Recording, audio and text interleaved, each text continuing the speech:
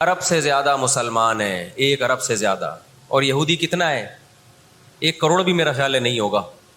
لیکن یہ 1 ارب سے زیادہ مسلمان کس کے کنٹرول میں ہیں؟ اور میں آپ کی اطلاع کے لیے عرض کروں، اس وقت اسرائیل امریکہ کا غلام نہیں ہے. خوب سمجھ لیں، امریکہ کی گچی کس نے پکڑی ہوئی ہے؟ اسرائیل نے پکڑی ہوئی ہے. اسرائیل انڈیا کا غلام نہیں ہے. انڈیا کی گچی پکڑی ہوئی ہے کس نے؟ گچی سمجھتے ہو؟ گچی یہاں سے پکڑ کے نا بندہ ہل نہ سکے. چھوٹا سا ملک ہے، سازشوں کی وجہ سے، طاقت کی وجہ سے نہیں، مکاریوں اور سازشوں کی وجہ سے دنیا کو کنٹرول میں کیا ہوا ہے. ان کے اندر 2 بیماریاں، ایک حسد کہ فلاں کو نعمت کیوں مل رہی ہے، اور ایک دنیا سے محبت. قرآن کہتا ہے یود احدہم لو یعمر الف سنہ، ان میں سے ہر شخص چاہتا ہے کہ کم سے کم اس کی عمر کتنی ہونی چاہیے؟ 1000 سال. اور مسلمان دنیا سے محبت نہیں کرتا. تو آپ بتاؤ، 2 ایسی قوموں کا مقابلہ ہو کہ ایک زندہ رہنے کے لیے لڑ رہی ہو اور ایک موت کے لیے لڑ رہی ہو، تو فتح کس کو ملے گی؟ جو موت کے لیے لڑتا ہے. آج جو دنیا میں سیاسی حالات ہیں، دنیا برائی کو اچھائی کہہ رہی ہے اور اچھائی کو برائی کہہ رہی ہے. ساری دنیا کو معلوم ہے کہ اس جنگ میں صحیح کون ہے اور غلط کون ہے. ساری دنیا کو 2 اور 2 4 کی طرح معلوم ہے یہ بات. لیکن دنیا کی وہ عظیم طاقتیں جو صبح و شام ہمیں تہذیب سکھاتی ہیں، ہمیں دہشت گرد کہتے ہیں، ہمیں دنیا کا امن خراب کرنے والا کہتے ہیں، بار بار ہمیں طعنہ دیتے ہیں کہ اسلام تلوار سے پھیلا ہے، بار بار ہمیں دہشت گرد. اور چیکنگ کتنی ہوتی ہے؟ جو کوئی پاکستانی یا کوئی مسلمان جاتا ہے ان کنٹریز میں، کتنی زیادہ چیکنگ ہوتی ہے. آپ 40-50 سالوں کی تاریخ اٹھا کے دیکھو، آپ کو پتہ چلے گا کہ یہ بڑی طاقتیں کیسے دنیا کی آنکھوں میں دھول جھونکنے کی کوشش کرتی ہیں. اتنا زبردست طریقے سے جھوٹ بولا جاتا ہے، اتنا زبردست، اور ایسا پروپیگنڈا کیا جاتا ہے کہ لوگ اس جھوٹ کو سچ سمجھنا شروع کر دیتے ہیں. مجھے اکثر ایک بات یاد آتی ہے جو میں اکثر اپنے بیانات میں بھی کہتا رہتا ہوں کہ اللہ تعالیٰ نے جو قیامت بنائی ہے نا، آخرت، بہت سے لوگ قیامت کے منکر ہیں نا،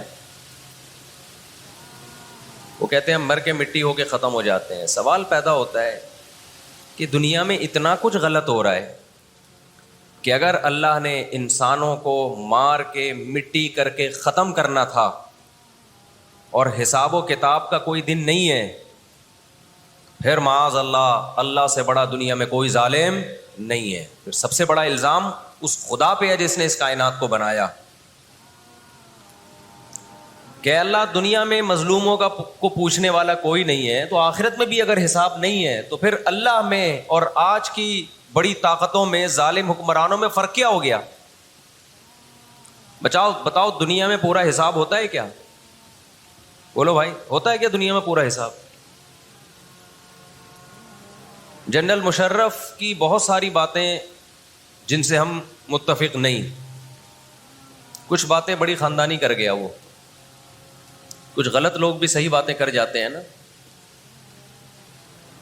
جنرل پرویز مشرف مرحوم کی پالیسیاں، ان پالیسیوں نے پاکستان کو فائدے کے بجائے نقصان پہنچایا. کچھ باتیں بڑی خاندانی کر گیا جنرل مشرف. جب امریکہ نے دباؤ ڈالا نا کہ آپ اڈے دو اور ہم نے افغانستان پہ حملہ کرنا ہے، جنرل مشرف کی چاہت نہیں تھی اڈے دینا. کس کی چاہت ہوگی کہ ہم اپنے ملک میں کسی آرمی کو گھسنے دیں؟ مشرف نے ایک بات کہی، اس وقت میں نے براہ راست وہ تقریر سنی کہ یہ دنیا ڈنڈے کی زبان سمجھتی ہے، جس کے پاس ڈنڈا ہے اس کی بات سنی بھی جائے گی، سمجھی بھی جائے گی، اور اس کو فالو بھی کیا جائے گا. یعنی اس نے بزبان حال کہہ دیا کہ ڈنڈا آپ کے پاس ہوگا، پاور ہوگی، طاقت ہوگی، تو پھر آپ جو کہو گے وہ صحیح ہے، باقی سب کیا ہے؟ غلط. آج دنیا نے ڈنڈے کے زور سے منوا لیا ہے دنیا سے کہ جس کو ہم صحیح کہہ رہے ہیں وہ صحیح ہے، دلائل کی دنیا میں جانے کی ضرورت نہیں ہے۔ اس وقت دنیا میں دو بڑی طاقتیں ہیں جو اس وقت تیسری ورلڈ وار کی طرف دنیا کو لے کے جا رہی ہیں۔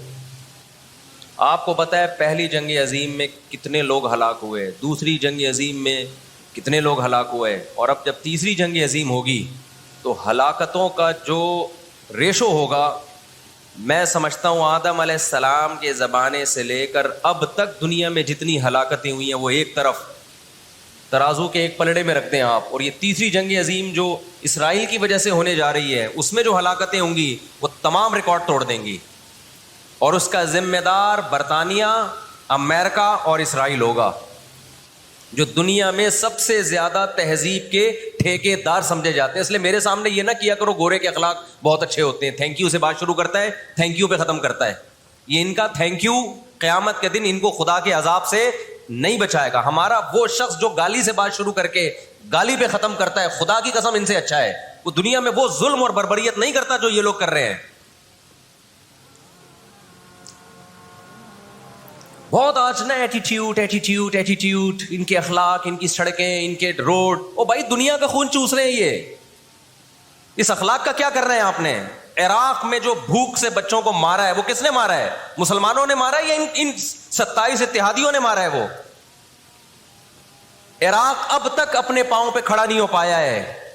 اس تباہی کا جو سینکڑوں بچے یونائٹڈ نیشن کی رپورٹ کے مطابق عراق میں بھوک سے مرے ہیں، ان کا ذمہ دار سعودی عرب ہے، پاکستان ہے، یا وہ 27 اتحادی ممالک ہیں جو سارے غیر مسلم کنٹریز ہیں جنہوں نے 27 ملکوں نے مل کے عراق پہ حملہ کیا تھا اور جھوٹا الزام لگایا کہ ان کے پاس کیمیکل ہتھیار ہیں۔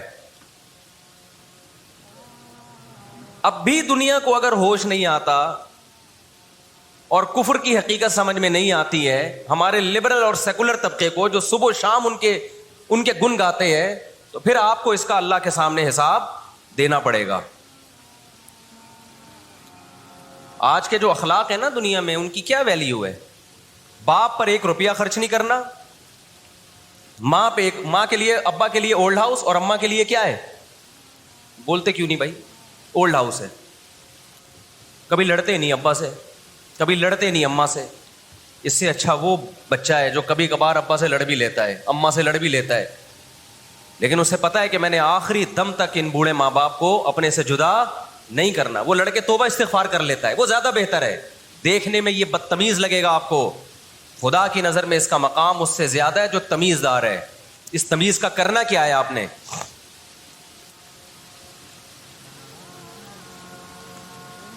کہاں گئی وہ عالمی طاقتیں؟ کہاں گئے وہ تہذیب کے ٹھیکیدار جو ہمیں تہذیب سکھاتے ہیں؟ 1 ارب سے زیادہ مسلمان ہیں، 1 ارب سے زیادہ، اور یہودی کتنا ہے؟ 1 کروڑ بھی میرا خیال ہے نہیں ہوگا، لیکن یہ 1 ارب سے زیادہ مسلمان کس کے کنٹرول میں ہیں؟ اور میں آپ کی اطلاع کے لیے عرض کروں، اس وقت اسرائیل امریکہ کا غلام نہیں ہے، خوب سمجھ لیں۔ امریکہ کی گچی کس نے پکڑی ہوئی ہے؟ اسرائیل نے پکڑی ہوئی ہے۔ اسرائیل انڈیا کا غلام نہیں ہے، انڈیا کی گچی پکڑی ہوئی ہے کس نے؟ گچی سمجھتے ہو؟ گچی یہاں سے پکڑ کے نا بندہ ہل نہ سکے۔ چھوٹا سا ملک ہے، سازشوں کی وجہ سے، طاقت کی وجہ سے نہیں، مکاریوں اور سازشوں کی وجہ سے دنیا کو کنٹرول میں کیا ہوا ہے۔ سازشیں کسے کہتے ہیں؟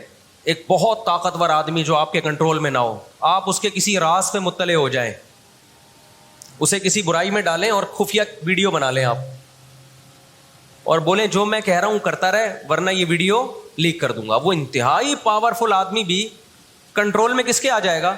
ایک انتہائی کمزور آدمی کے کنٹرول میں۔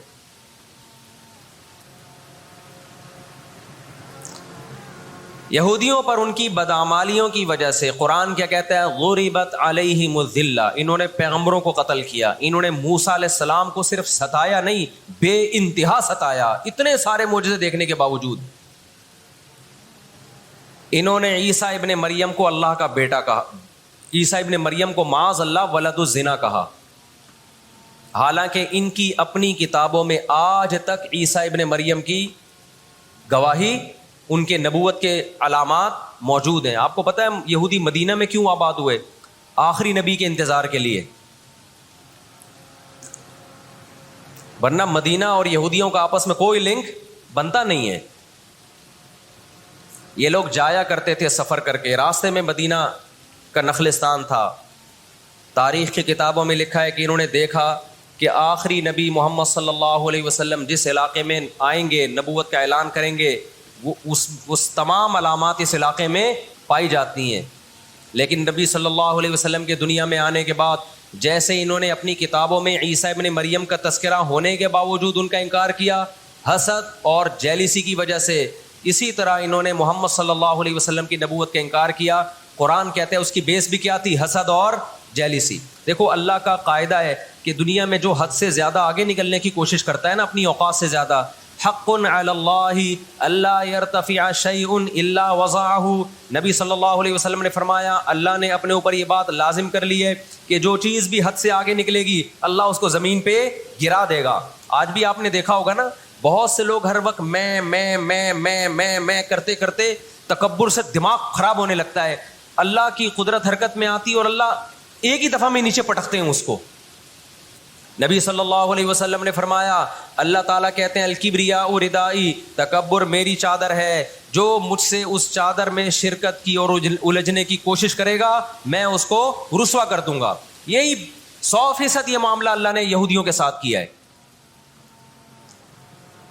یہ لاڈلی قوم تھی, اللہ نے ان میں بہت سارے پیغمبر بھیجے, موسیٰ کلیم اللہ بھیجے جنہوں نے ان کو فرعون کے تسلط سے آزاد کرایا. اتنے سارے معجزے دیکھنے کے بعد جب ان کو حکم ہوا اللہ کی راہ میں جہاد کرو تو انہوں نے کیا کہا؟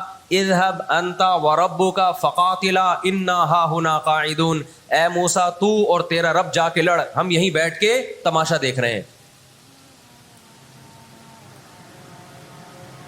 اللہ نے کیا کیا ہے؟ ابراہیم علیہ السلام کے جو 2 بیٹے تھے نا, ایک اسماعیل اور ایک اسحاق, تو اللہ نے نبوت کہاں شفٹ کر دی؟ اسماعیل علیہ السلام کی اولاد, کہ اب جو آخری پیغمبر آئے گا وہ اسحاق علیہ السلام کی اولاد میں نہیں ہوگا, وہ بنی اسرائیل میں سے نہیں ہوگا. اسرائیل یعقوب علیہ السلام کا لقب ہے, یعقوب علیہ السلام کی اولاد میں نہیں ہوگا. وہ کس کی اولاد میں ہوگا؟ اسماعیل علیہ السلام. ان کے اندر 2 بیماریاں, ایک حسد کہ فلاں کو نعمت کیوں مل رہی ہے, اور ایک دنیا سے محبت. قرآن کہتا ہے یود احدہم لو یعمر الف سنہ, ان میں سے ہر شخص چاہتا ہے کہ کم سے کم اس کی عمر کتنی ہونی چاہیے؟ 1000 سال. اور مسلمان دنیا سے محبت نہیں کرتا. تو آپ بتاؤ 2 ایسی قوموں کا مقابلہ ہو کہ ایک زندہ رہنے کے لیے لڑ رہی ہو اور ایک موت کے لیے لڑ رہی ہو, تو فتح کس کو ملے گی؟ جو موت کے لیے لڑتا ہے.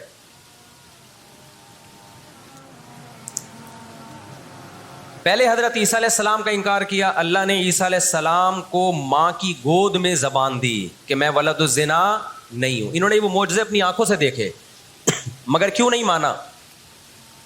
اس لیے کہ اپنی چودراہٹ جا رہی تھی. جب مذہبی چودراہٹ انسان میں آتی ہے نا, وہ بہت خطرناک ہوتی ہے, کیونکہ مذہب میں عزت بہت ملتی ہے. ہم نے بڑے بڑے علماء سے سنا تبلیغ میں عالم کے لیے 1 سال رکھا ہوا ہے, غیر عالم کے لیے نہیں رکھا ہوا. میں جب اپنے شیخ سے بیعت ہوا تو مجھے انہوں نے بہت سارے معمولات بتا دیے کہ یہ ذکر اتنے لمبے چوڑے. میں حیران تھا کہ وہ فلاں بیعت ہو کر گیا ہے, اس کو تو کم معمولات بتائے, ہم تو مولانا ہیں. تو ہمارے شیخ نے کہا کہ عالم کے بگڑنے کا اندیشہ عامی آدمی کے بگڑنے سے بولو زیادہ ہے.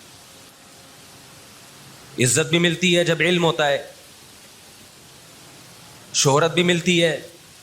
عزت, شہرت, دولت, یہ 3 چیزیں انسان کی کھوپڑی کو کیا کرتی ہیں؟ بولو خراب. تبھی تزکیہ نفس جو ہے نا, تزکیہ نفس, جس کے پاس بھی علم ہے, آج یوٹیوب پہ بہت سے اسکالرز ہیں, ادھر ادھر سے علم حاصل کر لیا, کسی بزرگ سے باقاعدہ تعلق قائم کر کے اپنا تزکیہ نہیں کروایا, تو وہی علم ان کا گمراہی کا پھیلانے کا ذریعہ بن جاتا ہے. قرآن کیا کہتا ہے؟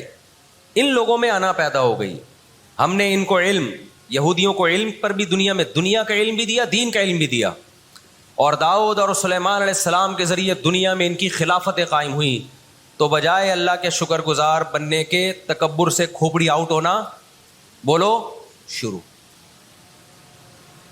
اللہ سے کوئی نہیں لڑ سکتا۔ جب تکبر آئے گا آپ کے اندر، بجائے اس کے کہ آپ اللہ کا شکر ادا کرو، بہت بڑے حصے پر یہودیوں نے حکومت کی ہے،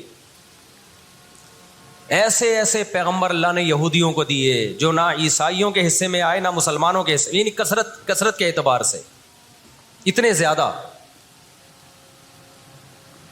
ہمیں اللہ نے سید الانبیاء دیے محمد صلی اللہ علیہ وسلم، ہم پر سب سے زیادہ احسان ہے، لیکن کثرت کو دیکھا جائے تو جتنے کثرت سے پیغمبر یہودیوں کے پاس آئے، اتنی کثرت سے پیغمبر کسی اور قوم کے پاس نہیں آئے۔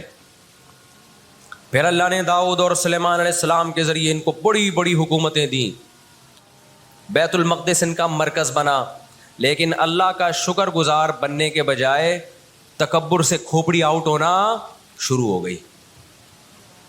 اللہ نے ان سے نظام حکومت لے کے کس کے حوالے کر دیا؟ بیت المقدس کا عیسائیوں کے حوالے کر دیا۔ عیسائی بہت تھوڑے تھے، لیکن اللہ نے ان تھوڑوں کو ان طاقتوروں سے لڑوایا، اور اللہ نے ان کو مغلوب کیا، ان کے ہاتھ سے بیت المقدس نکلا، اور اس کے بعد سے اب تک ان کے ہاتھ میں بیت المقدس نہیں آیا۔ مسلمانوں کے پاس آ گیا، ان کو نہیں دیا اللہ نے۔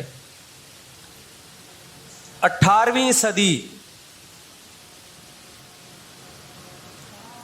صدی کے شروع میں، 17ویں صدی کے اینڈ میں، سن 1900 کی بات کر رہا ہوں میں، 1901 1902 کی، اس سے بھی کچھ ٹائم پہلے، یہ دنیا میں بکھرے ہوئے تھے، دنیا میں کسی کو ان سے دشمنی نہیں، لیکن دنیا میں جہاں بھی گئے کبھی ایسا نہیں ہوا کہ انہوں نے سازشیں ترک نہ کی ہوں۔ ہٹلر جو تھا نا دوسری جنگ عظیم میں تو جرمنی گیا ہوں نا، میں نے وہ قبرستان بھی دکھایا تھا یہودیوں کا۔ ہٹلر نے یہودیوں پہ بہت زیادہ ظلم کیا، جو بالکل غلط کیا۔ ہم اس ظلم کو کبھی بھی حوصلہ افزائی نہیں کرتے، دیگوں میں اٹھا کے زندہ ڈال دیا کرتا تھا۔ ہم اس عمل میں ہٹلر کی بالکل بھی حوصلہ افزائی نہیں کرتے، اس عمل کو اپریشیٹ نہیں کرتے، لیکن اس نے ایک تاریخی الفاظ کہے تھے، اسے پتا تھا دنیا مجھے برا کہے گی بعد میں، کہ لاکھوں یہودی مار دیے میں نے۔ اس نے کہا میں چاہتا تھا سب کو قتل کر دیتا، ایک بھی زندہ نہ چھوڑتا، لیکن کچھ میں زندہ چھوڑ کے جا رہا ہوں، تاکہ دنیا جب مجھے یاد کرے گی نا کہ یہودی ظالم تھا، تو دنیا کو پتہ چلے گا کہ میں نے ان کو قتل کیوں کیا، کچھ چھوڑ کے جا رہا ہوں۔ یہ چین سے نہیں بیٹھیں گے، دیکھنا کرتے کیا ہیں یہ۔ آج ہٹلر زندہ ہوتا، ہٹلر اگر آج زندہ ہوتا، دنیا کہتی کہ تو بندہ ٹھیک نہیں تھا لیکن بات ٹھیک کر کے گیا ہے۔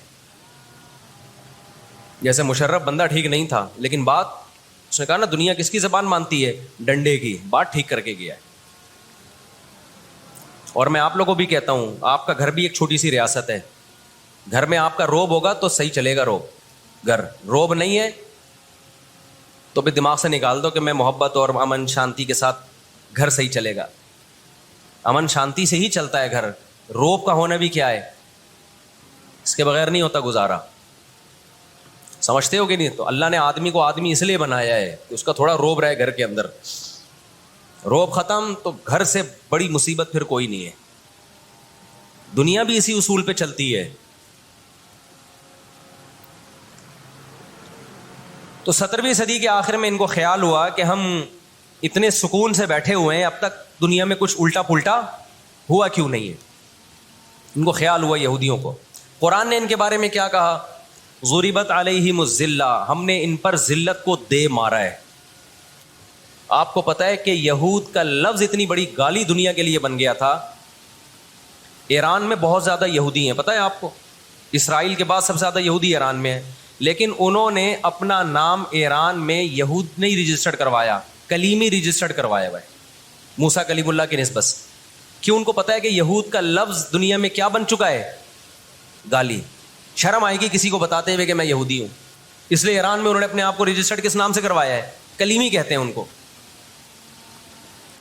میں مانتا ہوں سارے یہودی ایسے نہیں ہوتے، میں نے پہلے وضاحت کر دی، ہمیں یہودیوں سے دشمنی نہیں ہے، کیونکہ قرآن جہاں یہودیوں کی برائی بیان کرتا ہے وہاں قرآن یہ بھی کہتا ہے لیسوا سواء، سارے ایک جیسے نہیں ہیں. قرآن اعتدال سے بات کرتا ہے، سارے ایک جیسے نہیں ہیں.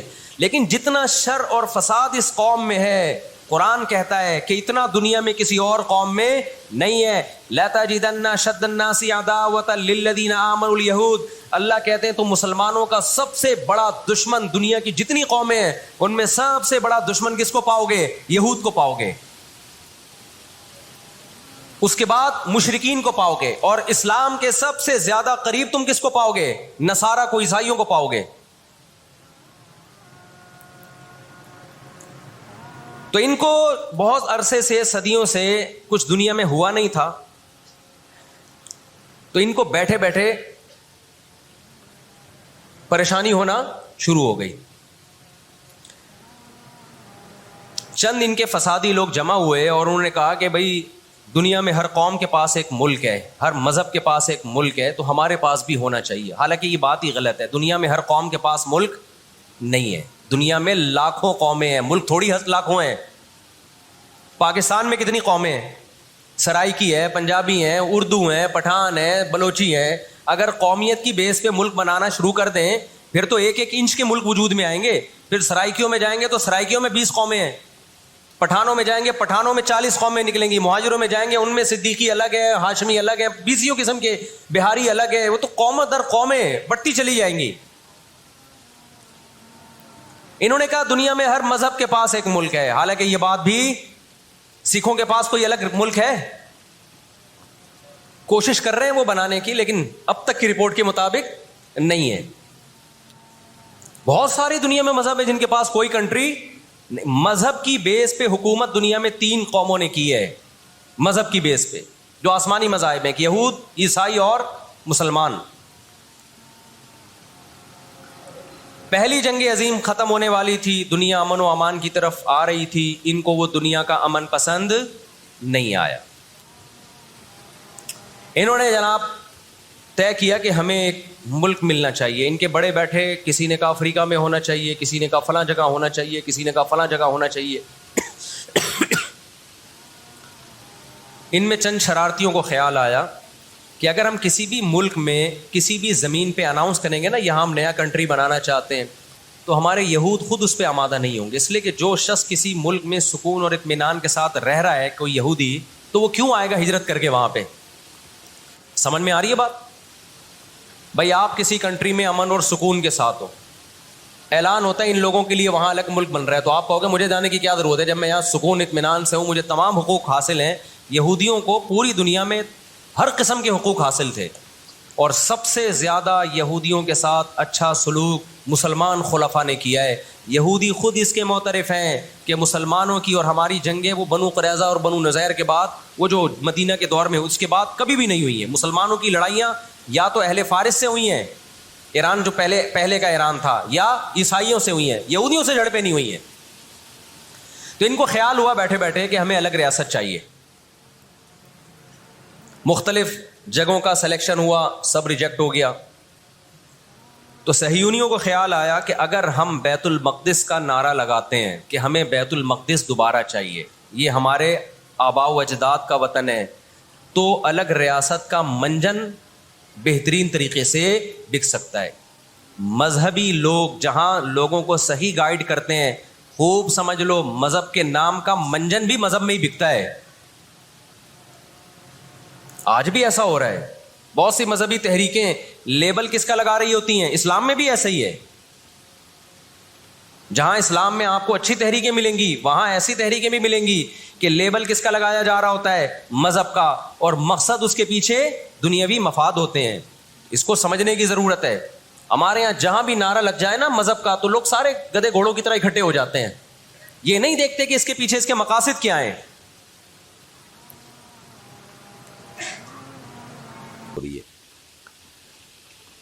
وقد خلت النذر من بین یدیہ ومن خلفہ، جبکہ گزر چکے ہیں پیغمبر یعنی ڈرانے والے ان سے پہلے بھی اور ان کے بعد بھی. ان سے پہلے پیغمبر گزر چکے، یہ تو سمجھ میں آتا ہے کہ اللہ نے بیان کیا کہ پہلے جو پیغمبر گزر چکے ہیں وہ بھی ڈرا چکے تھے پچھلی قوموں کو. تو ظاہر ہے ان پیغمبروں کے مضمون بھی کچھ نہ کچھ چلتے آ رہے تھے، ان کی بھی کچھ باقیات تھیں قوم عاد کے پاس. تو جب پہلے سے توحید کی دعوت چلی آ رہی ہو، پھر آپ کے قوم میں بھی پیغمبر آ کے آپ کو توحید کی دعوت دے اور پھر آپ انکار کریں، تو یہ جرم کی نوعیت بڑھ جاتی ہے کہ بھئی ایک مضمون تو پہلے سے چلا آ رہا ہے، کوئی اچھمبے کی کوئی نئی بات نہیں ہے توحید کی دعوت جو حضرت ہود علیہ السلام نے دی۔ بعد میں جو پیغمبر آئے وہ اللہ نے اس لیے بیان کیا ان کا کہ قوم عاد کے جانے کے بعد کہ توحید کے معاملے میں، اللہ اپنی عبادت کے معاملے میں، دین برحق کے معاملے میں اللہ کی نظر میں اتنی اہمیت ہے کہ یہ سلسلہ جاری رہا ہے۔ ایسا نہیں ہے کہ قوم عاد تباہ ہو گئی تو پیغمبر نہ آئے ہوں، یعنی یہ توحید کا مضمون اور حق کی بات کا مضمون، دین برحق کا مضمون اتنا امپورٹنٹ ہے اللہ کی نظر میں کہ پیغمبر پہلے بھی آئے ہیں، بعد میں بھی آئے ہیں، تو ایسے مضمون کا انکار کرنا قوم عاد کے لیے یہ بہت بڑا جرم تھا کہ جو مضمون ایسی ثابت شدہ حقیقت ہو کہ پہلے بھی پیغمبر آئے ہوں اور ان کے بعد بھی پیغمبر آئے ہوں اور سب ایک ہی دعوت دیتے رہے ہوں، تو ایسے مضمون کا انکار کرنا قوم عاد کے لیے یہ یقیناً بہت بڑا جرم تھا۔ اب میں دوبارہ ترجمہ کر دیتا ہوں۔ فرمایا اذ انذر قومہ بالاحقاف، جب ان کے پیغمبر نے اپنی قوم کو ریت کے ٹیلوں میں جہاں وہ رہا کرتے تھے ان کو اللہ کے عذاب سے ڈرایا، اور جو حضرت ہود علیہ السلام نے ڈرایا تو اس حال میں کہ یہ ڈرانے والے ان سے پہلے بھی گزر چکے تھے اور ان کے بعد بھی آئے ڈرانے والے، تو اتنا اہم مضمون تھا جو مضمون حضرت ہود علیہ السلام نے بیان کیا، اور وہ مضمون کا حاصل کیا تھا اللہ تعبدوا الا اللہ، کہ عبادت نہیں کرو مگر صرف اور صرف اللہ کی۔ میں حیران ہوتا ہوں آج جو اہل اسلام میں شرک پھیل گیا ہے، جو اپنے آپ کو نبی کا امتی کہتے ہیں، آپ دیکھیں کیسی قبر پرستی پھیل گئی ہے۔ جب ہم یہ توحید کی آیتیں پڑھتے ہیں تو ہم ان کے علماء پر حیران ہوتے ہیں کہ آپ تو یہ جانتے ہو سب کچھ، آپ تو قرآن کا ترجمہ جانتے ہو، آپ نے تو عربی پڑھی ہوئی ہے، آپ کیسے تقریروں میں لوگوں کو غوث اعظم کا وہ تصور پیش کرتے ہو کہ اللہ اور رسول میں اور غوث اعظم میں، شیخ عبد القادر گیلانی میں اور پیروں میں اور قبر میں، قبر کے اندر جو مردہ ہے اس میں اور اللہ میں آپ نے تو کوئی فرق ہی نہیں چھوڑا۔ اس لیے جب مذہبی لوگ گمراہ کرتے ہیں تو ان کے لیے بہت شدید سزا ہے، کیونکہ وہ جانتے ہیں قرآن میں کیا لکھا ہوا ہے۔ تو اللہ تعبدوا الا اللہ، کہ عبادت نہیں کرو مگر صرف اور صرف اللہ کی۔ انی اخاف علیکم عذاب یوم عظیم، میں ڈرتا ہوں تم پر ایک بڑے دن کے عذاب کا، عذاب کا خوف ہے مجھے۔ قالوا اجئتنا لتأفکنا عن آلہتنا، قوم نے جواب میں کیا کہا، اے ہود آپ ہمارے پاس اس لیے آئے ہو تاکہ آپ ہمیں ہمارے معبودوں سے ہٹا دو؟ آپ یہ چاہتے ہو کہ جو جن سے ہم محبت کرتے ہیں، باپ دادا سے جن کی عبادت چلی آ رہی ہے، آپ چاہتے ہو کہ آپ ہمیں ان سے ہٹا دو؟ فاتنا بما تعیدنا ان کنت من الصادقین، یعنی گویا کہ آپ اصل میں اللہ کی طرف نہیں لانا چاہ رہے، آپ کو دشمنی ان معبودوں سے ہے، ایک خدا سے محبت نہیں ہے۔ لیبل آپ نے یہ لگایا کہ میں ایک خدا کو مانتا ہوں، لیکن اصل میں آپ کے دل میں ہمارے باپ دادا کے دین سے نفرت ہے۔ تو دیکھیں ہر بری بات پہ اچھا لیبل لگا کے اس کو سوسائٹی میں کیسے پھیلایا جاتا ہے۔ تو قوم عاد نے بھی وہی کام کیا، فاتنا بما تعیدنا ان کنت من الصادقین، آپ لے آئیے اس عذاب کو جس کا آپ ہم سے وعدہ کرتے ہیں اگر آپ سچے ہیں۔ قال انما العلم عند اللہ، انبیاء اپنی پوزیشن ہمیشہ واضح رکھتے ہیں۔ آپ کو پورے قرآن میں الحمد سے لے کے والناس تک یہ مضمون نظر آئے گا کہ انبیاء نے ہمیشہ اپنی حیثیت کو بہت اچھی طرح سے ایکسپلین کیا ہے کہ ہمارا کام اللہ کا پیغام پہنچانا ہے، اس سے زیادہ ہماری کوئی طاقت اور قوت نہیں ہے، ہمارا کام ہے پیغمبر، میسنجر۔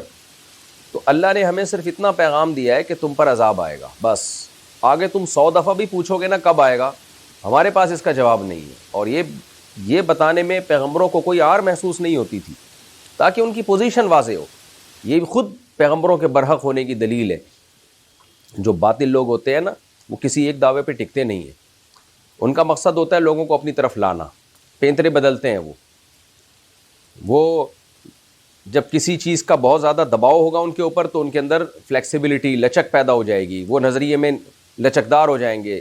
تو آج آپ دیکھ لیتے ہیں جو بھی باطل لوگ ہیں جو لوگوں کو اپنی طرف بلاتے ہیں، تو انبیاء سے جب بھی پوچھا جاتا تھا عذاب کب آئے گا، بھائی ہم عالم الغیب تھوڑی ہیں، ہمیں کیا پتہ کب آئے گا عذاب، ہماری پوزیشن یہ ہے کہ اللہ کا پیغام تم تک پہنچا دینا بس۔ اس لیے ہود علیہ السلام نے بھی یہی کہا۔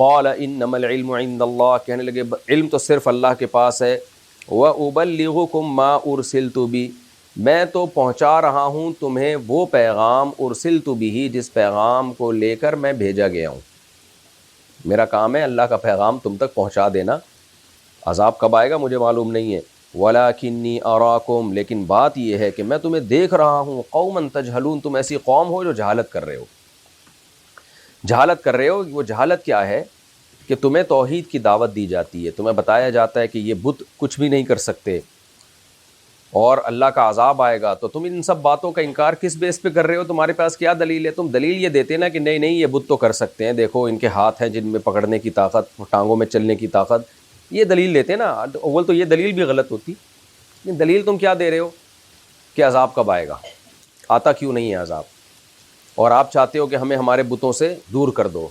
یہ وہ جہالت کی باتیں تھیں جس پر ہود علیہ السلام نے اپنی قوم سے کہا کہ میں دیکھتا ہوں کہ تم جہالت کی باتیں کر رہے ہو۔ فَلَمَّا رَأَوْهُ عَارِضًا مُسْتَقْبِلَ أَوْدِيَتِهِمْ، جب انہوں نے اس کو بادل کی صورت میں دیکھا آتا ہوا، مستقبل اودیتہم، ان کی وادیوں کی طرف متوجہ ہوتا ہوا، تو اب ہود علیہ السلام کو تو پتہ چل گیا کہ یہ اللہ کا عذاب آ رہا ہے، تو قوم کیا کہنے لگی؟ قالوا هذا عارض ممطرنا، یہ بادل ہے جو ہم پہ برسے گا، بل هو ما استعجلتم به، نا یہ وہ عذاب ہے جس کی تم جلدی مچایا کرتے تھے، ریح فیها عذاب علیم، یہ ایک ہوا ہے جس میں دردناک عذاب ہے۔ سورہ قیامہ میں ہے نا کہ سورہ الحاقہ میں سخرها علیہم 7 لیال و 8 ایام، اللہ نے قوم عاد پر ہوا مسلط کی 7 راتیں اور 8 دن، 7 راتیں اور 8 دن تک ہوا کا طوفان آیا، اور فطر القوم فیہا صرعا، اے مخاطب تو دیکھتا اس قوم کو ایسا لگتا تھا جیسے صرعا پچھاڑے ہوئے نہیں ہوتے، اکھاڑے میں رنگ میں پہلوان جب کسی دوسرے کو پچھاڑ کے گراتا ہے نا، تو اللہ نے وہ لفظ قرآن میں استعمال کیے اس قوم کے لیے کہ فطر القوم فیہا صرعا، کہ اس قوم کو اے مخاطب تو دیکھتا پچھاڑے ہوئے تھے، ایسا لگ رہا تھا بڑے بڑے پہلوان ہیں جن کو اٹھا کے پٹھا گیا ہے۔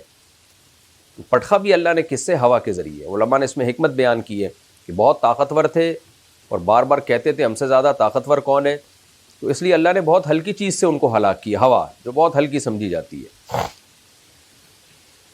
ریح فیہا عذاب علیم، یہ ایک ہوا ہے جس میں دردناک عذاب ہے، یعنی پتھر برسیں گے، لیکن پتھر برسیں گے اس سے، اور اس پتھروں کی بارش سے پہلے ہوا چلے گی۔ تدمر کل شیء، تدمر کا مطلب تہس نہس کر دے گی ہر چیز کو، بامر ربھا، اپنے رب کے حکم سے، فاصبحوا لا یری الا مساکنہم، بس وہ قوم ایسی ہو گئی۔ اصبح یصبح کا معنی صبح ہونا بھی یہ ہوتا ہے، یعنی صبح کے وقت کسی حالت میں ہونا، صبح کرنا بھی، اور صرف ہونے کے معنی میں بھی یہ لفظ استعمال ہوتا ہے۔ فاصبحوا، وہ ہو گئے ایسے کہ لا یری الا مساکنہم، حدیث میں آتا ہے نا اصبحنا واصبح الملک للہ رب العالمین، ہم نے بھی صبح کی اور پوری زمین نے صبح کر لی ہے۔ فاصبحوا، وہ ہو گئے ایسے، لا یری الا مساکنہم، کہ نہیں دکھائی دیتے تھے مگر ان کے رہنے کی جگہیں، یعنی وہ بھی پورے نہیں بلکہ اس کے نشانات۔ کذالک نجزی القوم المجرمین، اس طرح سے ہم مجرموں کو بدلہ دیا کرتے ہیں۔ اللہ تعالیٰ فرماتے ہیں وَلَقَدْ مَكَّنَّاهُمْ فِي مَا إِن مَّكَّنَّاكُمْ فِيهِ، تحقیق ہم نے ان کو جو ٹھکانہ دیا تھا، جو طاقت اور قوت دی تھی، ان چیزوں میں دی تھی کہ ہم نے تمہیں ان چیزوں میں ویسی طاقت نہیں دی ہے، افرادی قوت کے لحاظ سے، صحت کے لحاظ سے، مالی وسائل کے لحاظ سے، ٹیکنالوجی کے لحاظ سے، جو بھی دنیا کے علوم ہیں ان کے لحاظ سے، اللہ کہتے ہیں ہر لحاظ سے طاقتور تھے وہ۔ وَجَعَلْنَا لَهُمْ سَمْعًا، اور اس کے ساتھ ساتھ ہم نے ان کے کان بنائے، وَأَبْصَارًا، ان کی آنکھیں بنائیں، یعنی دیکھنے کی صلاحیت بھی دی، سننے کی صلاحیت بھی دی، وَأَفْئِدَةً، اور ان کے دل بھی بنائے سوچنے کے لیے۔ فَمَا أَغْنَىٰ عَنْهُمْ سَمْعُهُمْ، لیکن نہ ان کی سماعت نے ان کو فائدہ پہنچایا، وَلَا أَبْصَارُهُمْ، نہ ان کی آنکھوں نے ان کو فائدہ پہنچایا، وَلَا أَفْئِدَتُهُمْ، نہ ان کے دلوں نے ان کو فائدہ پہنچایا۔ انسان آنکھوں سے دیکھتا ہے، سمجھتا ہے اچھے اور برے کو، کانوں سے سنتا ہے تو اچھے برے کو سمجھتا ہے، یا دل سے ہی سوچ لیتا ہے، تنہائی میں بیٹھ کے غور کر لیتا ہے۔ تو یہ سب چیزیں، یہ جو آلات اللہ نے انسان کو دیے، انسان کے فائدے کے لیے دیے تاکہ نقصان کی چیزوں سے بچے اور فائدوں کی چیزوں میں پڑے، لیکن اللہ کہتے ہیں اتنی طاقتور قوم اور سننے دیکھنے سمجھنے کی صلاحیتوں کے باوجود اللہ کہتے ہیں یہ صلاحیتیں ان کے کام نہیں آئیں، کیوں نہیں آئی؟